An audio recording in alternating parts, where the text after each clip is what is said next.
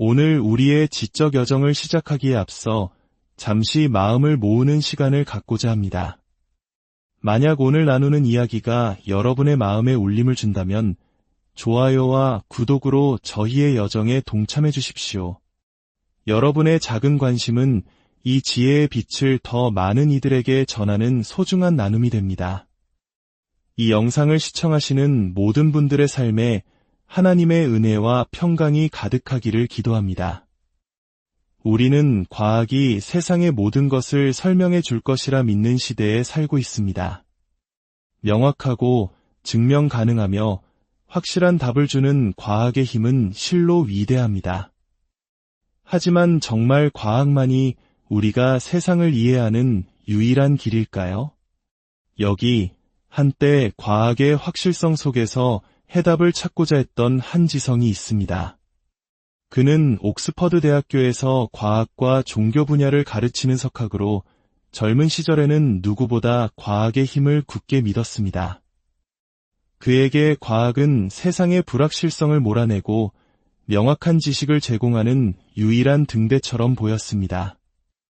우리 모두는 삶의 불확실성 앞에서 확실한 무언가를 붙잡고 싶어 하니까요. 그러던 어느 날 그는 버트런드 러셀의 서양 철학사라는 책에서 인생을 뒤흔드는 한 문장을 마주하게 됩니다. 러셀은 이렇게 말했습니다. 철학의 역할은 우리에게 불확실성 속에서 머뭇거림에 마비되지 않고 살아가는 법을 가르쳐주는 것이다. 이 문장은 그의 마음에 큰 파문을 일으켰습니다. 그는 깨달았습니다.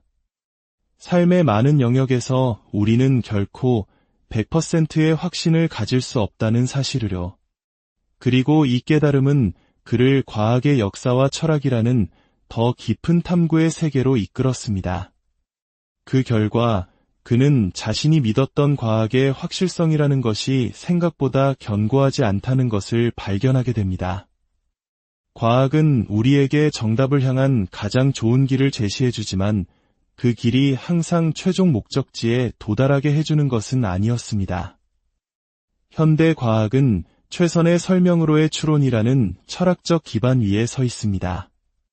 이는 우리가 관찰한 모든 현상들을 보고 가능한 여러 설명들 중에서 어떤 것이 가장 단순하고 가장 우아하며 가장 합리적인지를 판단하여 최선의 설명을 선택하는 방식입니다. 하지만 여기서 중요한 점은 최선의 설명이 반드시 옳은 설명은 아니라는 것입니다. 진정한 해답은 아직 우리가 발견하지 못한 미지의 영역에 있을 수도 있습니다. 그렇기에 과학의 세계에는 항상 약간의 망설임, 약간의 불확실성, 그리고 잠정적인 결론만이 존재합니다. 과학은 완성된 지식이 아니라 끊임없이 나아가는 여정 그 자체인 것입니다. 지금 우리가 서 있는 이 지점은 여정의 한 과정일 뿐이며 10년, 20년 뒤에는 전혀 다른 풍경이 펼쳐질 수도 있습니다. 그렇다면 과학과 종교의 관계는 어떨까요? 특히 세상의 시작을 다루는 창조 이야기처럼 두 서사는 명백히 충돌하는 것처럼 보입니다. 이 질문에 대해 그는 흥미로운 관점을 제시합니다. 만약 우리가 100년 전의 과학자와 대화하고 있다면 그들은 우주가 시작 없이 영원히 존재해왔다는 정상우주론이 과학계의 정설이라고 말했을 것입니다. 그 당시에는 우주에 시작이 있다는 생각 자체가 비과학적으로 여겨졌습니다. 하지만 지금은 어떻습니까? 현대 과학은 빅뱅이라는 거대한 시작을 이야기합니다. 물론 이것이 성경의 창조 이야기와 동일한 것은 아닙니다. 하지만 우주에 장엄한 시작이 있었다는 점에서 과학과 종교는 예전에는 상상할 수 없었던 흥미로운 대화의 지점을 찾게 된 것입니다. 그는 과학과 종교 사이의 긴장을 파괴적인 충돌이 아닌 새로운 질문과 깊은 사유를 낳는 창조적인 긴장으로 바라봅니다. 그는 어느 한쪽의 이야기만을 선택하는 대신 과학의 서사와 종교의 서사 모두에 거하며 그 둘을 대화시키려 노력합니다. 각각의 이야기가 홀로 제공할 수 있는 것보다 더 크고 풍성한 삶의 큰 그림을 그리기 위해서입니다. 이러한 그의 태도는 한때 무신론자였던 그의 개인적인 삶의 여정과 깊이 연결되어 있습니다. 고등학생 시절 그는 과학과 종교는 결코 화해할 수 없는 적이라고 믿었습니다. 특히 1960년대 그가 자란 북아일랜드에서는 종교의 이름으로 자행되는 끔찍한 폭력과 갈등이 끊이지 않았습니다. 어린 그의 눈에는 종교가 사라지면 세상의 모든 폭력도 사라질 것처럼 보였습니다. 그것은 너무나 명백한 진실처럼 느껴졌습니다. 하지만 시간이 흐르며 그는 세상이 그렇게 단순하지 않다는 것을 깨닫기 시작했습니다. 과학 철학을 공부하며 그는 윤리나 정치와 같은 삶의 중요한 영역에서 우리는 결코 증명할 수 없는 결정을 내려야만 한다는 것을 알게 되었습니다. 우리가 무엇이 옳고 그른지, 무엇이 선한 삶인지 100% 증명할 수는 없지만 우리는 믿음을 가지고 선택하고 행동해야만 합니다. 이 깨달음은 그에게 믿음이라는 것이 단지 종교만의 영역이 아니라 인간 삶의 본질적인 부분일 수 있다는 가능성을 열어주었습니다. 그는 무신론이 틀렸다고 비판하지 않습니다. 다만 기독교 신앙 안에서 더 생산적이고 더 흥미로우며 삶의 여러 조각들을 하나로 묶어주는 거대한 통합적 비전을 발견했다고 고백합니다. 기독교는 그에게 과학, 윤리, 의미에 대한 탐구, 그리고 이해를 향한 갈망이 모두 하나의 거대한 그림 속에 있음을 보여주었고 그의 지적 지평을 무한히 확장시켜 주었습니다. 그는 또한 자신이 어릴 적 목격했던 북아일랜드의 종교 갈등에 대해서도 더 깊이 성찰하게 되었습니다. 표면적으로는 종교가 모든 폭력의 원인처럼 보였지만 그 이면을 자세히 들여다보면 훨씬 복잡한 정치적, 경제적 문제들이 얽혀 있었습니다. 종교는 단지 그 깊은 사회적 불안과 갈등을 드러내는 상징이나 깃발로 사용되었을 뿐일지도 모릅니다. 이는 마치 이념이나 민족주의가 더 높은 동기를 부여하는 것처럼 보이지만 실제로는 다른 목적을 위해 사람들을 동원하는 도구가 되는 것과 같습니다. 그렇다고 해서 그가 신앙을 맹목적으로 받아들이는 것은 아닙니다.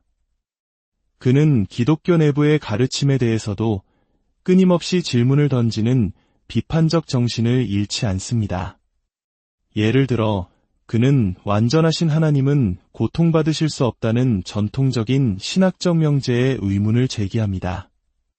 그는 생각합니다.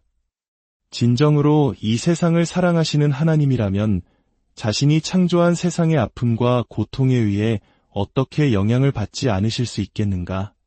십자가의 고통을 통해 우리에게 오신 하나님은 우리의 아픔에 함께 아파하시는 분이 아닐까? 이처럼 그의 신앙은 끊임없는 질문과 성찰 속에서 더욱 깊어집니다.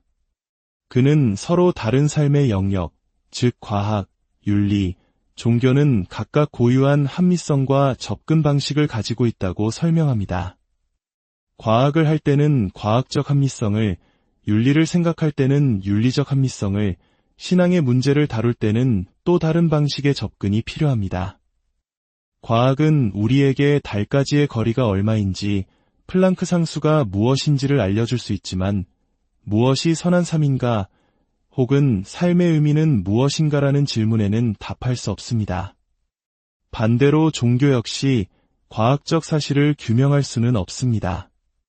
중요한 것은 이 각각의 영역이 가진 고유한 기여와 한계를 인정하고 그것들을 어떻게 조화롭게 엮어내어 의미 있고 도움이 되는 삶의 전체 그림을 만들어낼 것인가 하는 점입니다. 그에게 가장 큰 영감을 준 사상가 중 한 명은 최근에 세상을 떠난 영국의 철학자 메리 미즐리입니다. 그녀는 현실이 너무나 복잡하기에 우리는 그 다양한 측면들을 이해하기 위해 여러 개의 지도가 필요하다고 말했습니다. 과학이라는 지도가 있고 윤리라는 지도, 그리고 종교라는 지도가 있습니다. 우리의 과제는 이 여러 지도들을 겹쳐보고 각각의 지도가 홀로 보여줄 수 없었던 더 큰 그림, 더 입체적인 현실의 모습을 발견하는 것입니다. 과학의 확실성을 줬던 한 소녀는 이제 불확실성 속에서 살아가는 법을 배우고 과학과 신앙이라는 두 개의 지도를 함께 펼쳐들고 삶이라는 광활한 영토를 탐험하는 지혜로운 여행자가 되었습니다. 이 이야기는 우리에게 질문을 던집니다. 당신은 어떤 지도를 들고 삶을 여행하고 있습니까? 혹시 단 하나의 지도만이 유일한 진실이라고 믿으며 다른 지도가 보여주는 풍요로운 세계를 놓치고 있지는 않습니까? 이 이야기가 여러분 각자의 삶이라는 여정을 항해하는데 도움이 되는 작은 지도가 되기를 바랍니다. 불확실성 속에서 평안을 찾고 이성과 신앙의 조화 속에서 더 크고 놀라운 세상을 발견하시기를 축복합니다. 하나님의 은혜와 평강이 언제나 여러분과 함께하기를 기도합니다.